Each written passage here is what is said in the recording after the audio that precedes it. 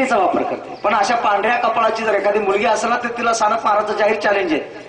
तुझ्या घरामध्ये जर तुला कुंकुवाचं महत्व कळत नसेल आणि तू जर कपाळाला कुंकू लावत नसेल, तुझ्या तारुण्यावर किंवा तुझ्या सुंदरतेला तू एवढं महत्व देते, तुझ्या घरामध्ये कपाट आहे, कपाटाला आरसा आहे, आरशा पुढे जाऊन उभी राहा आणि तुझ्या कपाळाचं फक्त ती टिकली काढून तुझं कपाळ आरशात बघ. तू किती पांढऱ्या कपाळाची हे मी तुला नाही, तो आरसा तुला सांगेल, यात शंका नाही. म्हणून सांगतो याच्यावर तुमची मर्जी. माझ्या मावल्या हो, कोणी माझा राग मानू नका. तुम्हाला पटल तसं जागा, पटल तसं वागा, मला घेणं तरी काय म्हणा. मी तर मला काल एक जण मला काय म्हणला, सानप महाराज तुम्ही एवढा घसा करून लोकांना शिकी द्या, पण तुम्हाला वाटतं का लोक सुधारतील? मग मी त्याला म्हणलं, राम भाऊ तुम्हाला खरं सांगू का, मी लोक सुधारावं म्हणून कीर्तन प्रवचन करीतच नाही. तो म्हणे मग का करत्या? म्हणलं मी बिघडू नये म्हणून. दुसरं काय? अरे दुसऱ्याला सुधारवण्यापेक्षा आपण स्वतः न बिघडणे हाच खरा परमार्थ आहे. हे सुधारायच्या पलीकडे गेलेली काय सुधारवते? मला जाताना एक सांगायचं आहे का, बाबा हो, गवळणी ना महाराजांनी सांगितलं ना, बाप कट करेल होती. आत्ताची गवळण बाप कट करते. त्या गवळणीचे केस ती 6.5 फूट, तिचे केस 3 फूट, याच 3 फूट, खाली राहिला अर्धा फुटाचा अंतर. त्याची दाढी, कुचा दाढी, त्या दाढीची नेहमीची गाठ होती. आता ती पुढे निघाली ना, हा मागून असा चालला, असा चालला. आता दार उघडलं, दार उघडल्यानंतर पहिला तिकडून दगड आला. दगड आल्यावर जी पुढे होती तिच्या मनगटात डोक्यात बसला. ती मोठ्यानं गागल्यावर मागच्यानं सांगितलं म्हणे, हे बघ काय झालं?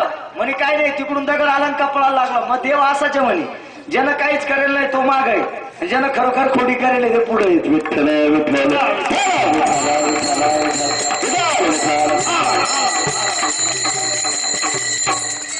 अशा परमात्म्याने खोड्या केल्या. शेवटी यशोदाईनं त्याला गोकुळामधून यमुनेच्या तीरावर पाठवलं. यमुनेच्या तीरावर काला केला. तो काला आम्ही हा काला. आता तुम्हाला काला केला, संताने काला केला, देवाने काला केला, मानवाने. देवाचा काला कोणता? भानुदास गीती गात प्रसाद देतो पंढरीनाथ. संताचा काला कोणता? एकची टाळी झाली चंद्रभागे वाळवंटी, माझा ज्ञान राजा गोपाळाशी लाय वाटेल. आपला काला आहे उपजोनी पुढती येऊ,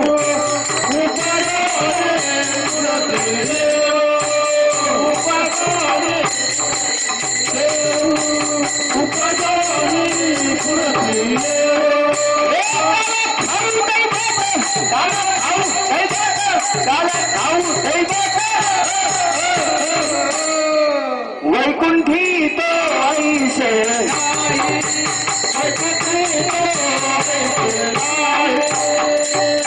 काला गोकुळात दिला म्हणून गोकुळातल्या लोकांना सुख मिळालं आणि त्या सुखाकडे तुकाराम महाराजांनी पाहिलं म्हणून तुकाराम महाराज म्हटले काय, गोकुळीच्या सुख, गोकुळीच्या सुख, गोकुळीच्या सुख, गोकुळीच्या सुख, गोकुळीच्या सुख, गोकुळीच्या सुख, गोकुळीच्या सुख, गोकुळीच्या सुख.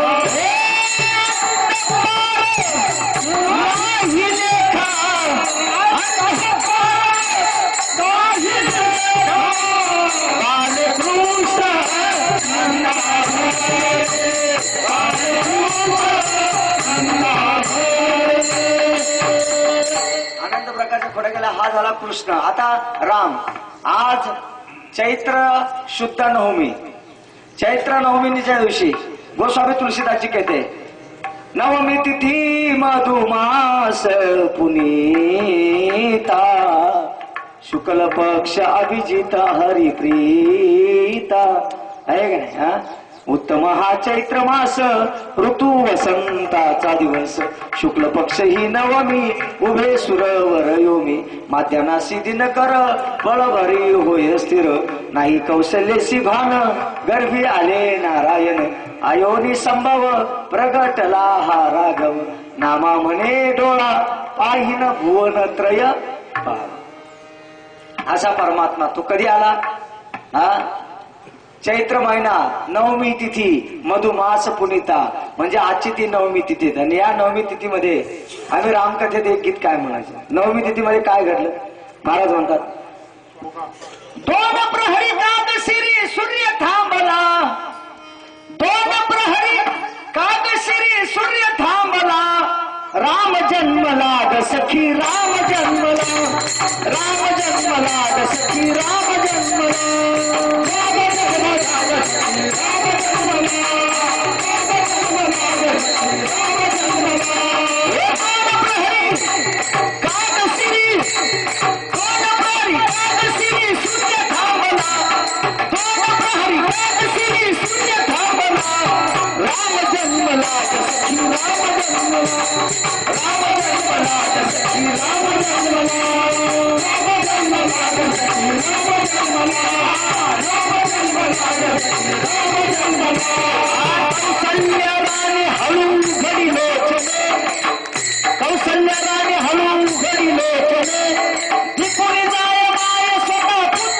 दर्शने कौसल्य राणी हळू घडी लोचने दीपुन जाय माय सदा पुत्र दर्शने ओगाळे आसुसुके कंठ दाटला ओगाळे आसुसुके कंठ दाटला राम जन्मला सखी राम जन्मला राम जन्मला सखी राम जन्मला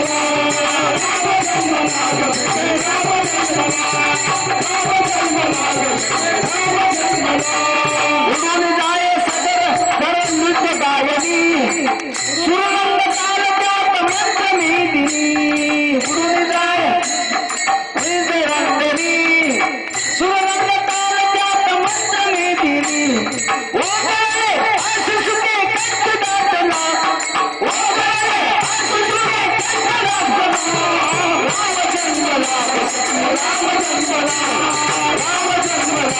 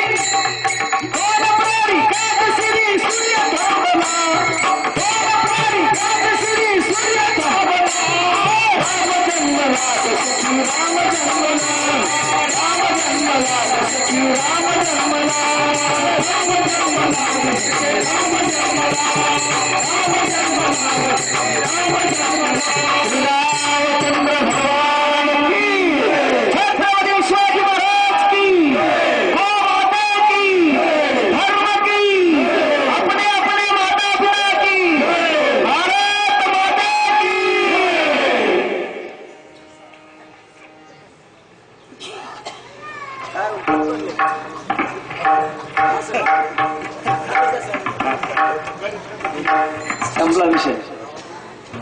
राम आले. तुम्हाला एक सांगतो, रामाने रावणाला मारण्यासाठी धनुष्यबाणाचा वापर केला. रामाने नीट ऐका, बस का खाली,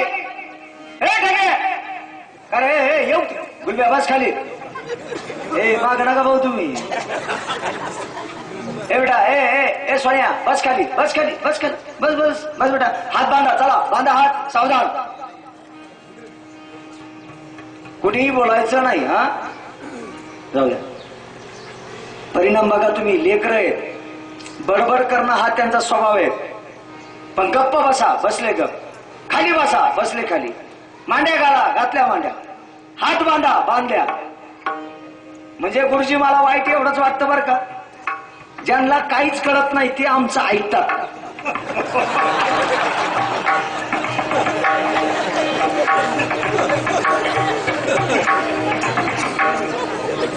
ज्यांना कळतं त्यांनी जर ऐकलं ना तर गॅरंटेड सांगतो, पांडुरंगाची शपथ घेऊन सांगतो, रामाची शपथ घेऊन सांगतो, राम जन्म साजरा करताना अरे राम राज्यच येईल यात शंका नाही. फक्त ऐकत नाही, हा सर्वात मोठा दोष. काय ऐकतोय आपण, काय ऐकतोय? निस्ती गळ्यात माळ घातली, कपाळाला गण लावला म्हणजे इथो मुके घेतो, आणि बिगर माळ करी नरका जाता कुठं लिहिल नाही काय रे. माळ घातले, गंध लावले म्हणजे पुण्यही करणे आणि पापालाही झाकणे असा त्याचा अर्थ आहे. निस्ती माळ घातले पुण्यच होता असं कोण म्हणत? माळ करायची टीका मी करत नाहीत. दादा तुम्ही नका त्यांची माळ पाहू, तुमचं तुम्ही पाहू. मी तुम्हाला सुरुवातीला सांगितलं ना, मलाच बाबराव म्हणा, हीच गंमत आहे सारी. मला काय तुमच्या गावात सोयी संमत करायचं नाही का? मला काम असं आहे, दुसऱ्याकडे बोट करून बोलण्यापेक्षा स्वतःचं आत्मपरीक्षण करणं हाच खरा परमार्थ आहे. काय म्हणणं, ज्याच्या गळ्यात माळ नाही त्याला चांडाळ म्हटले, त्या उडी चांडाळ बऱ्या देवा, त्याच्यापेक्षा चांडाळ बरा. माळ करायची मी टीका